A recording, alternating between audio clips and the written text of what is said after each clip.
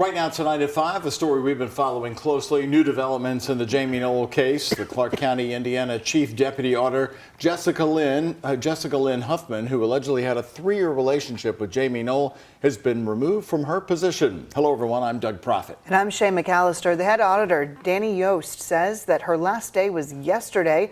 Focus reporter Travis Breeze is here in studio. And Travis, where exactly are police searching and what are they looking for?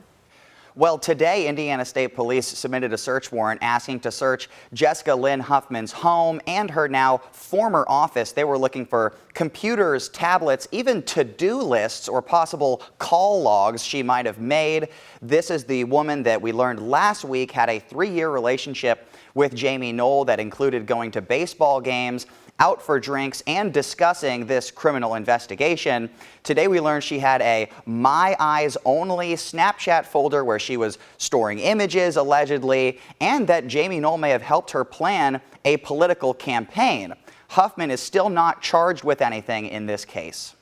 Police asking to search the now former offices of Jessica Lynn Huffman, who worked in the county auditor's office back to at least 2020. In a new search warrant filed Thursday, Indiana State Police say Huffman regularly texted Null until October, when the two agreed to move all communication to different phone numbers and phone apps. The search warrant gives some details what the two were discussing, including the pension for Jamie Null's brother-in-law, Bradley Kramer, gifts from Null, running for political office, and visiting Jamie's properties. Police asked to seize a 2019 SUV they believe Null gifted to Huffman. The warrant also said Huffman had 100,000 photos and videos on her phone and had been using her Clark County credentials to access certain employees' personal info. Auditor Danny Yost said in an email, Jessica Huffman is no longer employed by Clark County government. Yesterday was her last day. Huffman is not charged with any crime. Her lawyer responded saying she has no comment.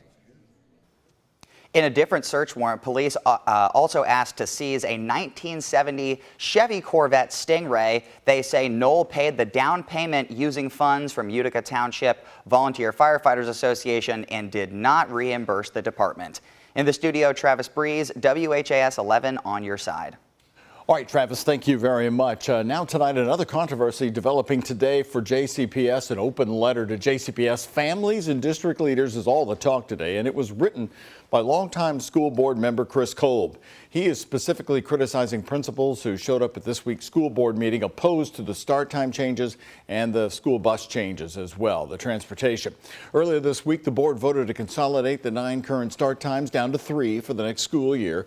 They are 7:30 a.m., 8:40 a.m., and 9:40 a.m. The later start time getting a lot of pushback from people in elementary to high school level. Kolb, writing in the open letter, quote, "There is no way around this, and pretending like there is some other magical path the board could choose, as many of you have done, is simply absurd, destructive, and not in good faith." Kolb went on to say if schools don't want a 9:40 start, the only other option would be to start at 6:30 a.m. or go without busing, saying more would have to be cut in addition to next year's plan. Now, Pastor Tim Finley of Louisville, who's currently running for state representative, is talking about the open letter, firing back at Kolb. This next year is going to be difficult. It's going to be challenging. 16,000 students, 16,000 families are going to be without transportation. So we've got some very real challenges coming up, but we cannot allow ourselves, and we can't as leaders allow ourselves to become so frustrated that we question the intelligence of those who are in many ways more qualified than the one doing the questioning. Not only does it not help the situation, but it comes off so arrogant and egotistical.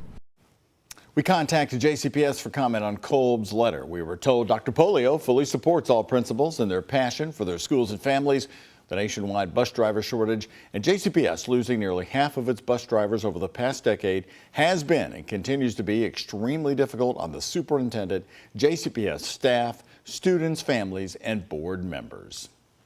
Well, with more than 10,000 JCPS students losing access to transportation for magnet and traditional schools, one district bus driver sees a business opportunity. He's now considering leaving the school system and buying his own bus, then charging parents directly for the service. Our Ian Hardwitt has details. Chuck Deal is a 9-year JCPS bus driver, but he's considering a private service for next school year. That's probably the biggest issue for me, is when you got all these parents worried about it. And for $200 a month or $60 a week, Deal would make those worries disappear. Now, after the start time Tuesday night, I probably already have close to having one slot booked. He means the 8:40 a.m. slot, one of 3 new start times passed by the JCPS board. Each hour, mornings and afternoons, Deal plans on picking up and dropping off a bus full of 50 to 55 students, just as he does now. Insuring the bus for liability on all those children is a challenge for Deal, but he's in talks with an insurance company. JCPS buses are fully insured, paying out if a student is injured in a crash. If the business idea takes off, Deal expects buying 5 more buses and hiring more drivers. What are your assurances as a business that you're going to be hiring people that are safe to be around kids and safe to be driving buses? They've got more experience than I do. Most of them are retired. Deal won't conduct his own background checks, instead relying on previous driver clearances from JCPS, since he would hire their retirees. When JCPS hires a driver, they conduct criminal and driver background checks in addition to drug testing potential drivers. They also train them for CPR and conduct an 8-hour yearly driving test each summer. District drivers also need proper state certifications and must pass a check for child abuse or neglect. In Louisville, Ian Hardwick, WHAS11, on your side. Parents who are interested in Deal's service next year can reach him by email. You'll find it on our homepage, WHAS11.com, under the links mentioned during our newscast story. Also, another developing story today, demolishing the Doker Manor apartment complex near downtown and starting over on that very same property. The leader of the Louisville Metro Housing Authority says it's now the very best option for people living in the rundown buildings. Talking to our senior reporter Isaiah Kim Martinez today, Elizabeth Strojan says residents can expect to be relocated at some point later this year. We have 2 options. We can either do a major rehabilitation or we can demolish and rebuild. We cannot keep it like it is. It's terrible currently, and we are not going to sell the buildings. Strojan says based on talks with residents and board members, tearing down the more than 50-year-old buildings is the necessary move.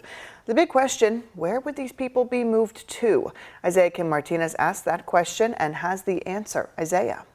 Well, Shay, I'm told it'll be other LMHA properties or partner sites that take housing vouchers, which the Housing Authority promises to provide. But bottom line here, we're talking about more than 500 people living at Doker Manor, so this process will take time and likely won't be easy. Here's some video we got here today. Metro Housing Authority Executive Director Elizabeth Strojan made major news yesterday when she told council members about her plans to tear down and start fresh. And today she doubled down, saying rehabilitating the 3 high-rises just east of downtown isn't ideal. LMHA is waiting on federal approval from HUD before they can proceed. No matter what they choose, though, Strojan tells me relocations will be happening. Her goal is by the end of the year. Right now, what LMHA is working on is planning for the smoothest relocation possible. And we are simultaneously working on plans to redevelop the site as well as additional sites so that people who want to come back have the option to do that. Strojan assures me no one's rent will go up in this process. They're going to start moving out Building A first, which she says is in the worst shape. I'm also told the goal is to ditch the high-rise model and create less dense buildings that are easier to manage. But what do the residents themselves think about this plan of action, and is the mayor on board? We have their thoughts coming up right here at 6. Doug. Isaiah, thank you. Simmons College of Kentucky right here in Louisville is working to help the homeless community in our city. Simmons, one of the oldest historically black universities in the country, announced that its Open Doors initiative, a program dedicated to addressing the epidemic. Scholar and activist Dr. Terrence Lester spoke from experience, questioning how society is expecting people to pull themselves out of this situation. My question to you today, those who are in this space, how do you make a comeback when you're poor? How do you make a comeback when people publicly sanitize you? How do you make a comeback when you're labeled and targeted for what you're experiencing and labeled as a problem rather than a person being seen as a person who's experiencing problems? Simmons is the first HBCU to create a program around the homeless epidemic. Well, for multiple days this week, we were bracing for severe weather. Right around this time, we were wondering exactly what was going to come our way. It's nice this evening that we know this sunshine and a little bit of a more calmer pattern is what we have to expect. It was nice. It was nice to see the big change in the air, and also we've got a little cooler weather coming in here, Alden. We do. Temperatures are going to dip here for at least tomorrow before we start to rebound just a tad. Otherwise, yes, our forecast is much quieter and much nicer for the next several days. But we do have a couple of isolated showers or downpours out there right now. This is to the north of Metro Louisville, mostly up there between Seymour and Salem at the moment. But no lightning or thunder with any of these, just some run-of-the-mill garden variety downpours that you get at this time of the month. Moving into Scott County at the moment, so Scottsburg, you might get clipped by one of those brief showers here in just a moment. It's also a bit on the breezy side. Our winds have been gusting up to about 30 miles per hour at Muhammad Ali International Airport, 30 miles per hour up in Paoli.